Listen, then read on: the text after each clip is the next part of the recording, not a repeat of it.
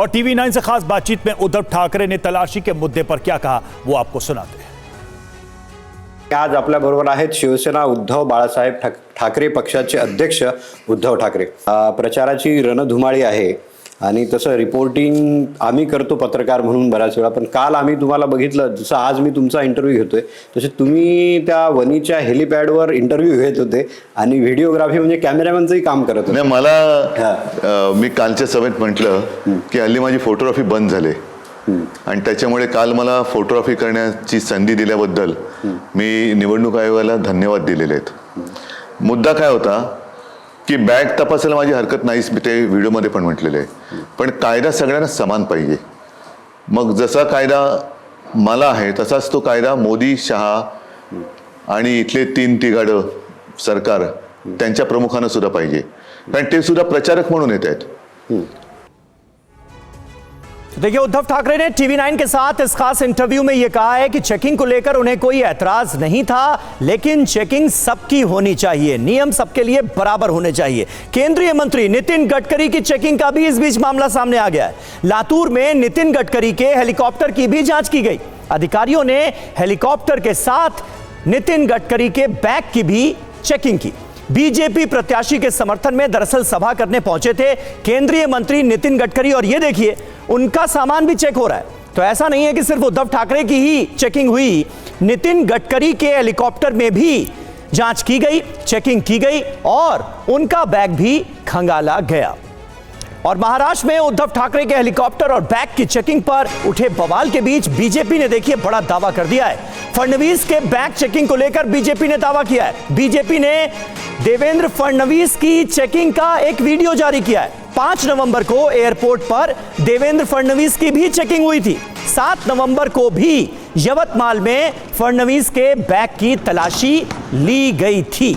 तो एक तो नितिन गडकरी केंद्रीय मंत्री हैं, उनकी भी चेकिंग हुई, वो तस्वीरें हमने आपको दिखाई, और दूसरा देवेंद्र फडणवीस की चेकिंग का ये वीडियो जो बीजेपी ने जारी किया है, ये दोनों इस वक्त आप टीवी 9 भारतवर्ष की स्क्रीन पर देख रहे हैं। एक तरफ देवेंद्र फडणवीस के बैग की चेकिंग हो रही है, दूसरी तरफ नितिन गडकरी के बैग की चेकिंग हो रही है। शिवसेना यूबीटी से हमारे साथ इस वक्त विक्रम सिंह यादव मौजूद हैं। विक्रम सिंह जी, चेकिंग तो सबकी हो रही है, फिर ऐतराज आखिर आप लोगों को ही क्यों है? देवेंद्र फडणवीस की तरफ से या नितिन गडकरी की तरफ से, उनके समर्थकों की तरफ से तो कोई ऐतराज नहीं जताया गया। नहीं, इसमें यही तो कहा गया है कि भाई सबकी करो, निष्पक्ष जांच हो। पहले तो उद्धव जी का दिखाया था, ये चेकिंग आज अब दिखा रहे हो आप बाद में, पहले नहीं पता था। ये इसमें कोई बड़ी बात नहीं है, इसमें इतना ही कहा गया कि भाई निष्पक्ष जांच हो, किसी एक की जांच नहीं हो। देखिए आज किस प्रकार से जैसे राजनीतिक विरोधियों के साथ जांच हो रही है, उधर भी चेकिंग हो रही है, इधर भी हो रही है। भाई ये चीज जैसे आपने अभी दिखाया है, अब ये कहां का भी इसकी क्या पुष्टि आप कर रहे हो नहीं कर रहे हो मुझे तो क्या पता, आप दिखा रहे हो, आपकी बात हमने मान ली, लेकिन इसमें सिर्फ यही तो कहा गया है कि निष्पक्ष जांच हो। अगर ये जांच करेंगे तो सही है, लेकिन जैसे देखा जा रहा है कि आज किस प्रकार से राजनीतिक विरोधियों के पीछे कैसे जांच की जा रही है, कैसे सेंट्रल एजेंसियां लगाई जा रही हैं। आज देखिए, आज आम आदमी मतलब सुरक्षित नहीं है, कैसे धमकियां मिली जा रही हैं विदेशों से। मुझे खुद धमकी मिली परसों, लॉरेंस बिश्नोई से मुझे खुद परसों धमकी मिली है। अच्छा, तो आप ये लोग उन चीजों पे काम करें क्यों नहीं? ये घुसपैठ का रोना रोते हैं। अरे भाई, घुसपैठ पे इनकी सरकार है, इनकी एजेंसियां हैं, वहां पे किस प्रकार से घुसपैठ हो रही है। लेकिन क्या है, पब्लिक को डराने के लिए। हाँ, मेरे को परसों मेरे के पास धमकी आई, मैं आपको रिकॉर्डिंग सुना देता हूं लॉरेंस बिश्नोई के वहां से परसों मुझे खुद। तो ये चीजें हैं, मतलब किस प्रकार से चल रही है देश के अंदर। तो आप उन चीजों को ठीक करो ना। आप ऐसी चीजें कर रहे हो, सर जिम्मेदार आप हो, और आप रोना रोते हो दूसरे को। आप किसको सुना रहे हो कि घुसपैठ हो रही है, वो हो रही है? भाई कौन ठीक करेगा मुझे बताइए उसको। कौन ये धमकियां जो दी जा रही है इनको, कौन, किसकी जिम्मेदारी? सरकार की जिम्मेदारी है ना सुरक्षा उसको दुरुस्त करने का, या दूसरे मतलब विपक्ष वाले करेंगे? लेकिन ये लोग क्या करते हैं कि जो भी हो रहा है ना, सारी चीजें दूसरों के ऊपर टालते हैं, उनको दोषी ठहराते हैं कि भाई ये हो रहा है वो रहा है, ऐसे रोना रोते हैं। ये हिंदुत्व का रोना रोते हैं, सरकार इनकी है, हिंदुवादी सरकार ये अपने आप को मानते हैं, फिर ये रो रहे हैं कि भाई घुसपैठ हो रही है, ये हो जाएगा, दंगे हो जाएंगे, बटेंगे। तो भाई कौन बटेगा मुझे बताइए। ये सवाल मुझे लगता है इसका उत्तर आपको देना चाहिए। भाई महाराष्ट्र में आपके गठबंधन मुझे बताइए बटेंगे भाई, कौन बटेंगे? बताइए कौन बटेंगे? अरे उत्तर लेते हैं, सिद्धार्थ यादव उत्तर देंगे आपके सवाल का। महाराष्ट्र में आपके गठबंधन की सरकार है, केंद्र में आपकी सरकार है, और फिर भी ये सारी बातें चुनाव में घूम फिर के आ रही हैं, हिंदुओं को लेकर, हिंदुत्व को लेकर, हिंदू कहाँ खतरे में है, हिंदू कैसे बट रहा है, कौन बांट रहा है, तब जब हर जगह आप लोग हैं, आपकी पॉलिसीज, आपकी योजनाएं, सब कुछ तो आपके हाथ में।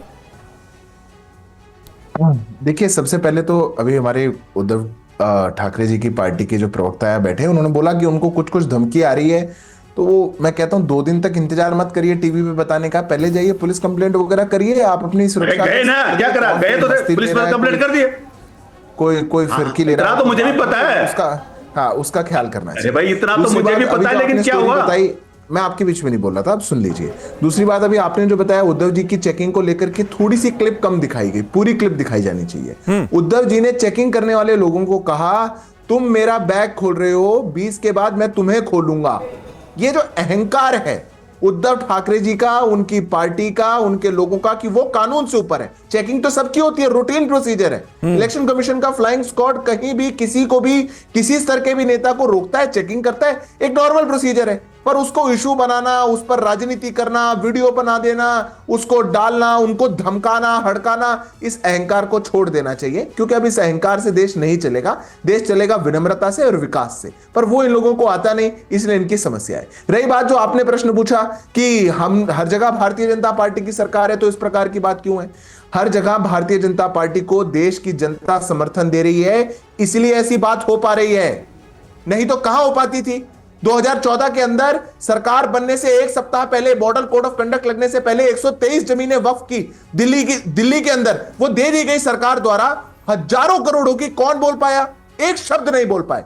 चारों ओर समाजवादी पार्टी ने इतिहास में सबसे ज्यादा कब्रिस्तानों के नाम पर जमीन दे दी, एक वर्ग को आवंटित कर दी, परिवारों को आवंटित कर दी। कौन बोल पाया? कोई नहीं बोल पाया। यह सरकार आज न्यायपूर्वक सरकार है, इसलिए समाज भी बोल पाता है और सरकार भी बोल पाती है। सब लोगों के पास आज वोकल राइट है, सब लोगों के पास अपनी बात को आगे रखने की बात है।